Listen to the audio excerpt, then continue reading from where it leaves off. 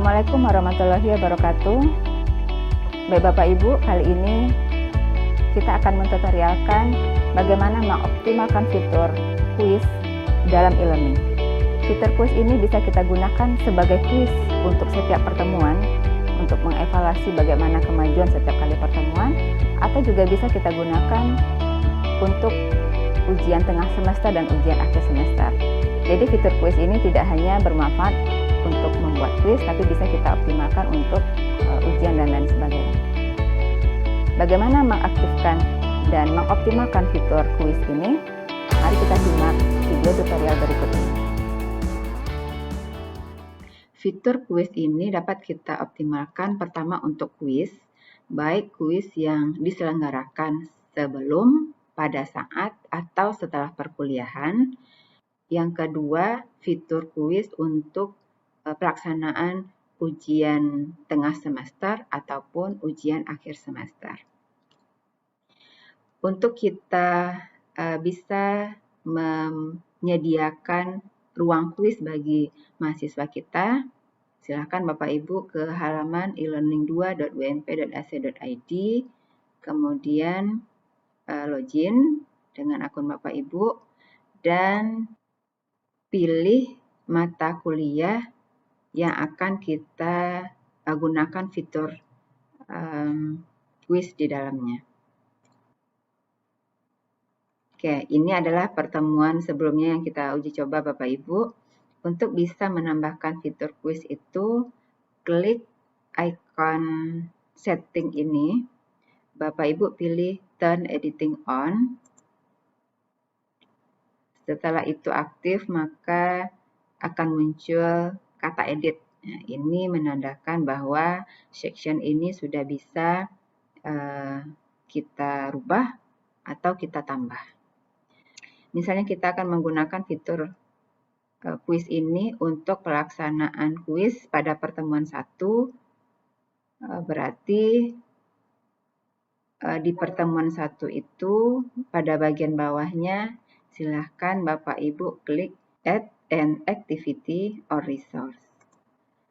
Kemudian pilih kuis dan klik Add. Nih, Bapak Ibu sudah dihantarkan ke halaman Adding a New Quiz to pertemuan 1. Di sini Bapak Ibu tulis nama aktivitasnya. Ketika itu dipakai untuk kuis, tentu di sini namanya kuis pertemuan 1. Bapak Ibu juga bisa mengganti name ini menjadi misalnya kuis prasyarat pertemuan 2 atau uji coba kemampuan pertemuan 1. Atau ketika fitur ini dipakai untuk ujian, berarti di sini ditulis dengan ujian tengah semester atau ujian akhir semester. Ini sesuai dengan kebutuhan Bapak Ibu, karena kita juga bisa menggunakan kuis ini untuk pelaksanaan ujian dengan berbagai macam jenis tes. Nanti akan kita bahas ke sana. Kemudian bagian description sesuaikan dengan name-nya. Kalau memang kuis itu untuk prasyarat, Bapak Ibu tuliskan di sini. Silahkan ikuti kuis ini sebagai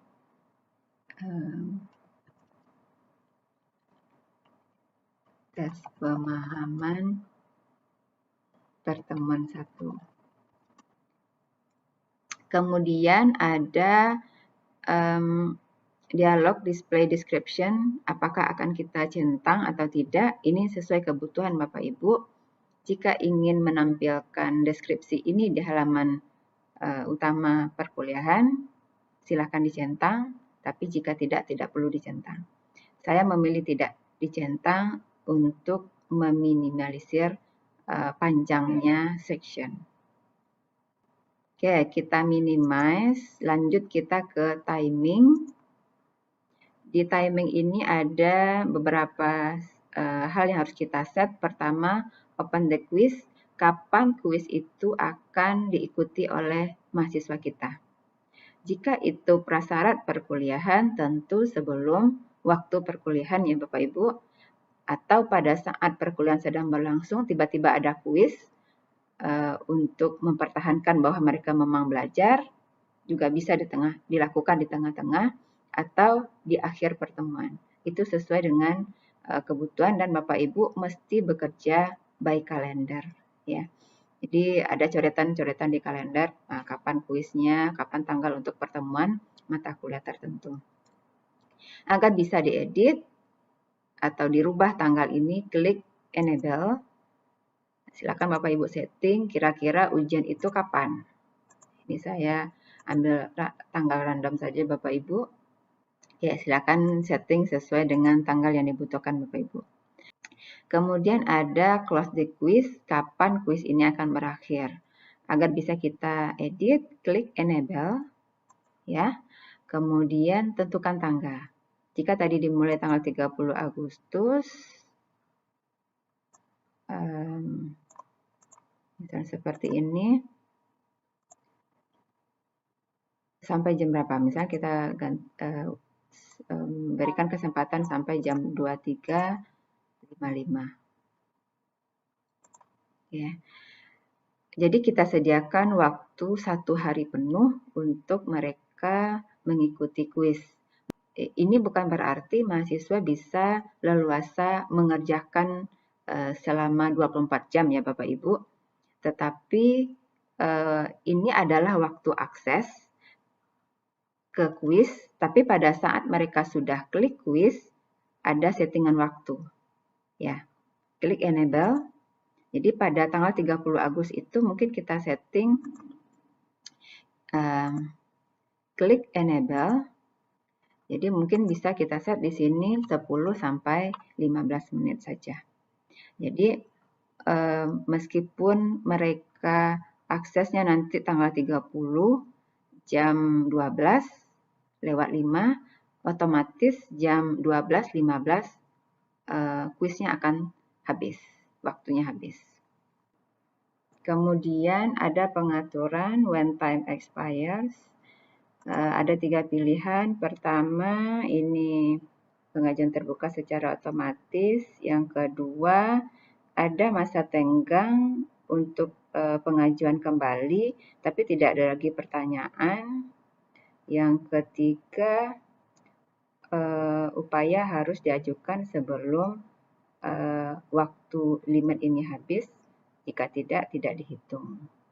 Ya, apakah akan seperti apa yang Bapak Ibu pilih? Itu sesuai dengan kebutuhan. Saya pilih open attempt or submitted automatically. Selanjutnya kita minimize timing. Kita masuk ke grade. Tidak ada pengaturan pada kategori. Kemudian grade to pass, berapa passing grade yang Bapak Ibu berikan untuk kuis prasyarat ataupun pos perkuliahan, atau passing grade untuk mereka mengikuti UTS dan UAS. Kita beri misalnya 8. Attempt allow, berapa kali mereka bisa mengikuti ujian atau mengikuti kuis. Kalau prasyarat, jangan kita berikan satu saja Bapak Ibu, karena pada saat mereka mencoba kuis dan tidak lulus, tidak ada lagi kesempatan untuk mengulang. Jadi kalau itu digunakan sebagai prasyarat, mungkin bisa kita berikan sampai 3 kali, ya, 3 kali. Atau kalau itu pasca perkuliahan, mungkin bisa dipilih 1 kali saja. Untuk ujian juga begitu, jangan berikan kesempatan lebih dari 1. Kita minimize grade, lanjut ke layout. Nah, ini tetap every question di 1 halaman ya Bapak Ibu, tidak usah kita rubah, karena memang sebaiknya mereka tidak melihat pertanyaan yang lain selain dari soal yang mereka kerjakan. Kita lanjut ke question behavior. Apakah pertanyaan akan diacak? Tentu saja ya, pilih ya Bapak Ibu. Ini tidak usah disetting, minimize.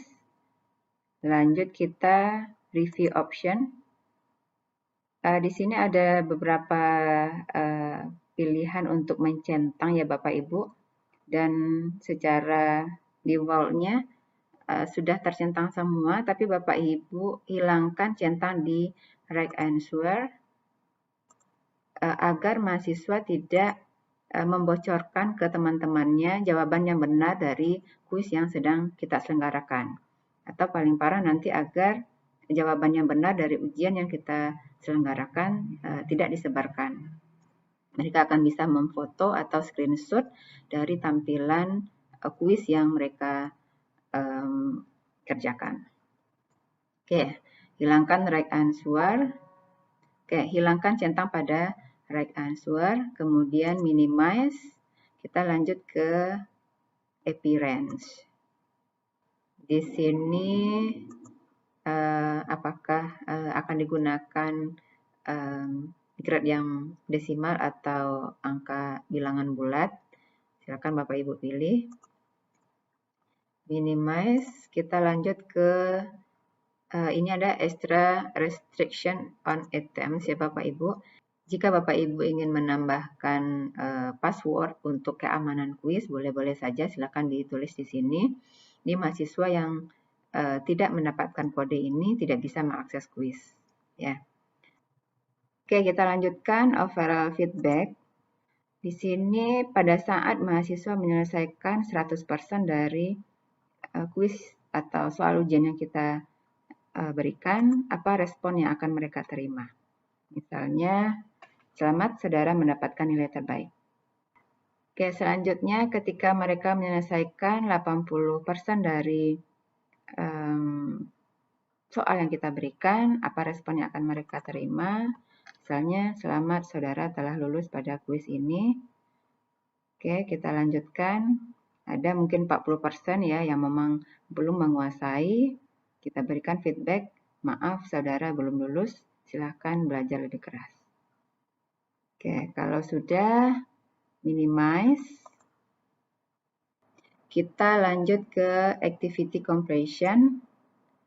Di sini ada pilihan, coba Bapak Ibu pilih show activity as complete with condition are met. Kemudian ada pengaturan mengikut. Pertama, si siswa, ini kita centang, si mahasiswa harus menyelesaikan atau mengikuti kuis ini, ya, mengikuti kuis ini untuk dianggap menyelesaikan aktivitas kuis. Kemudian required grade-nya, ini kalau untuk ujian barangkali perlu kita centang kapan mereka dianggap menyelesaikan aktivitas, tentu setelah melewati passing grade. Ya. Oke, selanjutnya expect completed. Kapan kita berharap ini semua akan diselesaikan? Nah, tentu disesuaikan dengan waktu tadi yang kita pilih ya Bapak Ibu, 30 Agustus. Kalau tadi kita buat jam 23 ya, 23.55. Waktu yang kita harapkan semua ini diselesaikan oleh mahasiswa kita. Kalau sudah, minimize dan kemudian save and display. Ya, setelah kita simpan dan display muncul tampilan seperti ini, klik edit quiz. Kemudian di sini ada maksimum grade-nya misalnya 10. Ini apakah nanti pertanyaannya akan di random atau diacak? Pilih ya. Kemudian untuk menambahkan item dari soal kuis atau soal ujian, klik add. Kemudian pilih a new question. Jadi Bapak Ibu di sini memiliki banyak pilihan tipe pertanyaan yang bisa diberikan kepada mahasiswa baik untuk kuis maupun untuk ujian. Ada multiple choice, ya, pilihan ganda, benar salah, memasangkan, jawaban singkat, jawaban angka, esai, perhitungan, Kemudian ada drop text, ada drop tanda atau mark, kemudian ada drop gambar, dan lain sebagainya. Ya, ini akan kita bahas satu persatu pada video selanjutnya. Kita coba buat satu soal per masing-masing item ini ya Bapak Ibu. Coba pertama kita pilih multiple choice, klik add.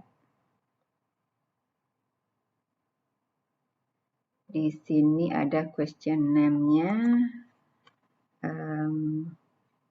mungkin topik 1. Topik 1, question pertanyaannya, pembelajaran berbasis komputer merupakan, kemudian di formatnya boleh pilih 1, kemudian general feedback. General feedback ini adalah respon yang diterima secara keseluruhan, mereka benar atau salah dalam pertanyaan ini, boleh diisi, boleh tidak. ID number, skip saja Bapak Ibu. Kemudian pertanyaan ini pertanyaan ini hanya ada satu jawaban yang benar, atau dalam 5 pilihan itu ada 1 atau lebih jawaban yang benar. Jika pilihan ganda sifatnya berarti multiple answer ya Bapak Ibu. Tapi jika hanya 1 poin yang benar, silakan pilih one answer only. Kemudian apakah jawabannya akan diacak? Kalau iya silahkan dicentang ya Bapak Ibu. Kemudian ada pilihan optionnya, mau yang seperti apa, mau huruf kapital boleh. Kemudian answernya tadi pertanyaannya, oke.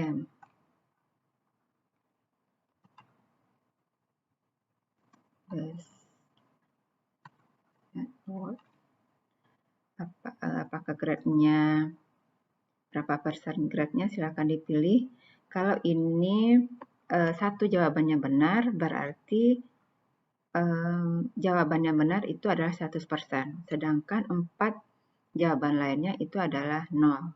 Ya, tetapi pada saat kita memilih ini pilihan ganda, ada lebih dari 1 jawaban yang benar, dibuatkan persentase dari masing-masing jawaban tersebut.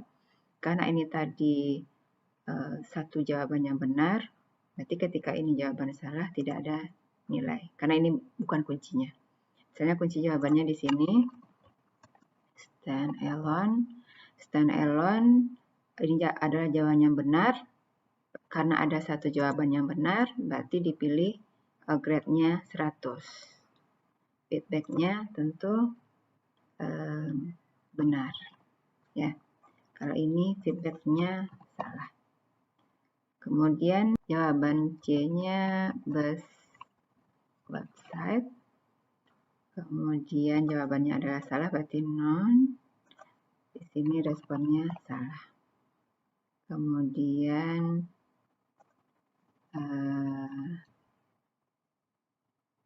bus virtual, kalau masih salah, tidak ada nilai, berarti di sini tulis salah. Pilihan kelima misalnya bus mobile. Oke, grade-nya kalau itu jawaban salah 0, berarti responnya salah. Oke, kalau sudah, apakah ada penaltinya? Kalau ini tentu ada ya. Di sini ekstrim sekali, hanya ada 100% kalau dia benar. Pilihan lain ini pada saat Bapak Ibu memilih pilihan ganda. Kemudian sampaikan di sini aturan 1 ya, in one, dan jika ada aturan yang kedua terkait dengan soal yang mereka ikuti. Kemudian save change. Ya, selesai 1 soal kuis. Jika ingin melanjutkan, klik lagi add, pilih add a new question. Ini ya Bapak Ibu, pilih a new question. Soal yang kedua, kita bisa masih pilih consistent multiple choice ya, atau memvariasikan dengan bentuk item lain. Oke, kita coba. Jadi kalau yang kedua mau dilanjutkan dengan multiple choice dengan jawaban A, B, C, D, E ya Bapak Ibu, silakan pilih multiple choice sampai soalnya selesai. Kemudian kita ingin memvariasikan dengan soal benar salah, klik true and false, klik add, muncul tampilan seperti ini. General name-nya mungkin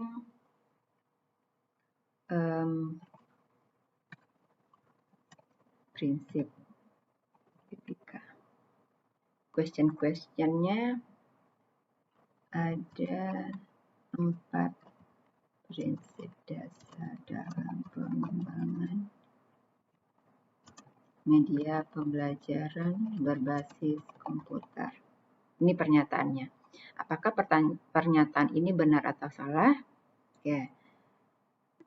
General feedback-nya boleh diisi, boleh tidak, tapi ini adalah respon secara keseluruhan, bukan hanya untuk jawaban benar atau jawaban salah. Mungkin general feedback-nya, oke, silahkan lanjut ke pertanyaan berikutnya. Barangkali bisa seperti itu Bapak Ibu. Tapi saya tidak mengisinya, ID number juga tidak. Kemudian kita masuk ke pilihan jawaban. Ketika jawaban dia salah, dia menyatakan salah terhadap pernyataan tadi yang kita berikan, kemudian akan diberikan respon salah, ya. Karena ini adalah pernyataan yang benar, ya. Ada 4 prinsip dalam pengembangan media pembelajaran berbasis komputer.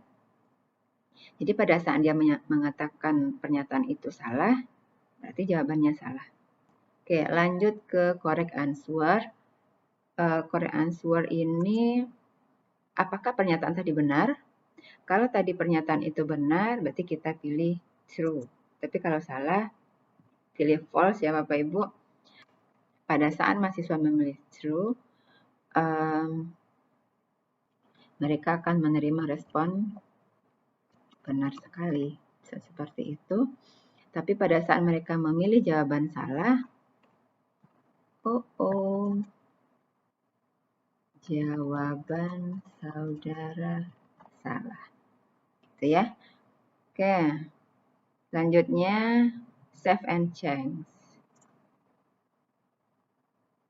Nah, ini contoh pertanyaan yang kedua. Dengan jenis soal benar salah. Kemudian kita tambah pertanyaan ketiga. Untuk menambah pertanyaan ketiga, klik add, klik a new question. Jadi kalau ingin melanjutkan lagi tipe ini silahkan. Sekarang kita coba matching. Klik add. Ya. Question name-nya mungkin ini tentang prinsip berbasis tujuan pembelajaran. Question text-nya maksud dari prinsip berbasis tujuan pembelajaran adalah, general feedback-nya boleh diisi, boleh tidak. Jadi di sini Bapak Ibu mesti menyediakan 2 pertanyaan dengan 3 jawaban yang benar. Ya, jadi nanti mereka akan memasangkan jawaban dengan pertanyaannya. Jadi biar tidak trial and error, berarti pertanyaannya ada 2, sedangkan jawabannya ada 3. Oke, misalnya Boleh kita copy lagi ini.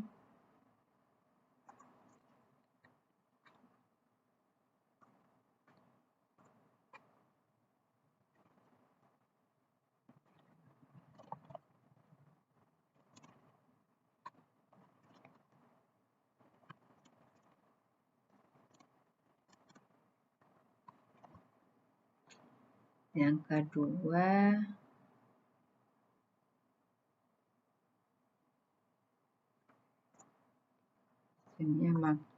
mungkin maksud dari prinsip belajar tuntas. Question yang kedua, maksud dari prinsip PBK belajar tuntas adalah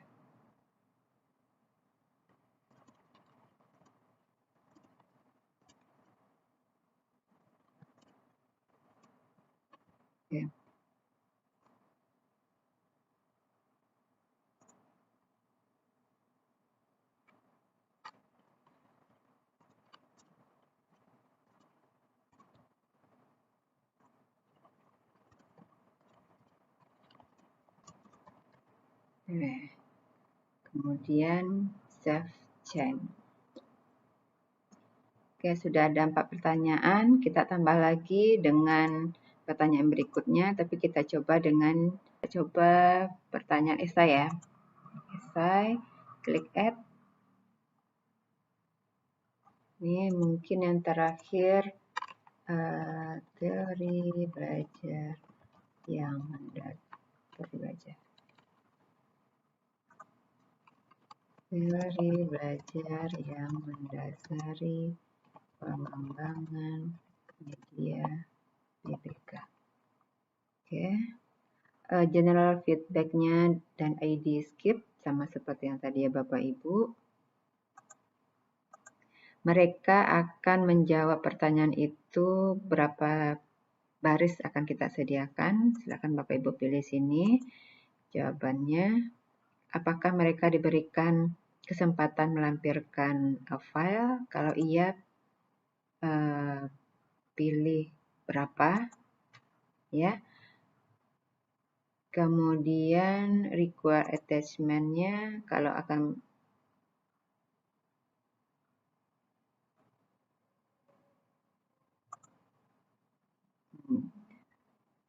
apakah mereka diizinkan untuk melampirkan file?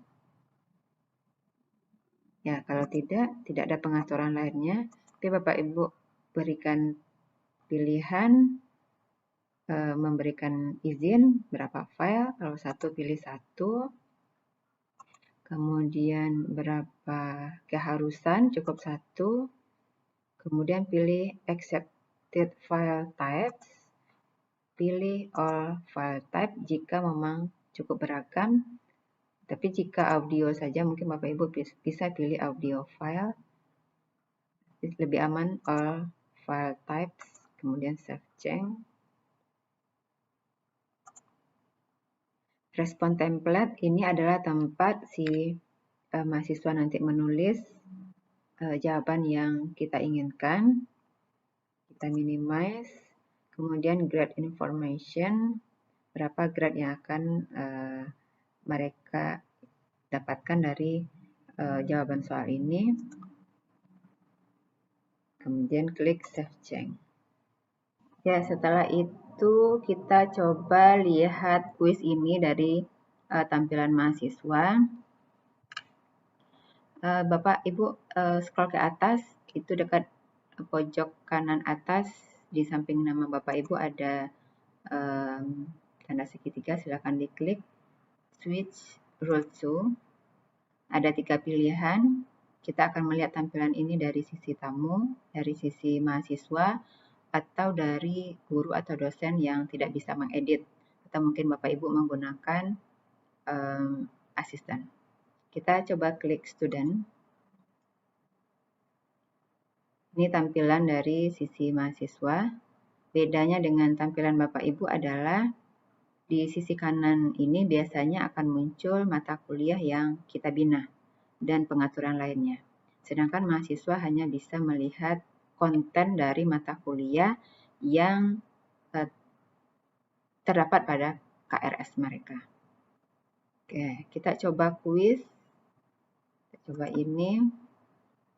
Ini adalah tampilan kuis pertemuan 1 dari sisi view mahasiswa. Pada saat mereka akan di sini ada diinformasikan kuis ini dimulai dari tanggal berapa sampai tanggal berapa, jam berapa, ya. Kemudian untuk memulai mereka klik attempt quiz now. Ya, ini adalah pertanyaan yang muncul. Ini tadi pertanyaan kita set di nomor 2. Karena tadi kita pilih acak, makanya dia muncul menjadi pertanyaan 1. Kita pilih jawabannya ini benar, ya. Next page. Kemudian lanjut ke pertanyaan memasangkan maksud dari prinsip PBK belajar individual. Nah, mereka bisa klik jawaban yang benar.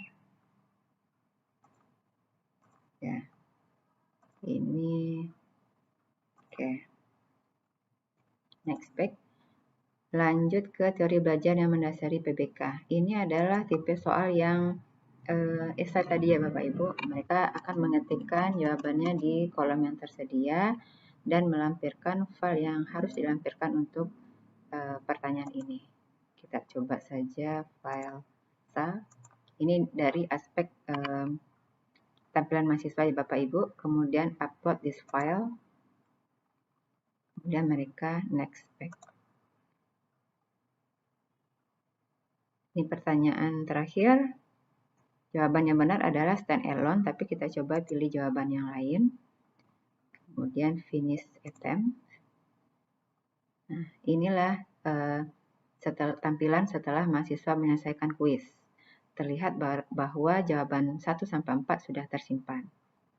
Kemudian kalau sudah mereka oke, nah, return to attempt ini akan kembali ke jawaban sebelumnya ketika kita berikan kesempatan. Tapi pada saat tadi kita memilih mereka hanya bisa melakukan satu kali saja, mereka tidak akan bisa mengulanginya lagi. Kalau sudah oke, mereka akan klik submit all and finish. Oke. Setelah mereka mengirimkan jawaban yang benar, akan muncul seperti ini, ya. Akan terlihat bahwa jawaban yang tadi benar seperti apa, ya. Ini soal memasangkan, ini soal esai dan lampiran file yang mereka berikan. Kemudian ada ini jawaban yang salah, tidak diinformasikan jawaban yang ini adalah jawaban yang salah, ya. Kemudian finish review. Oke Bapak Ibu, demikianlah bagaimana cara kita mengoptimalkan fitur kuis dalam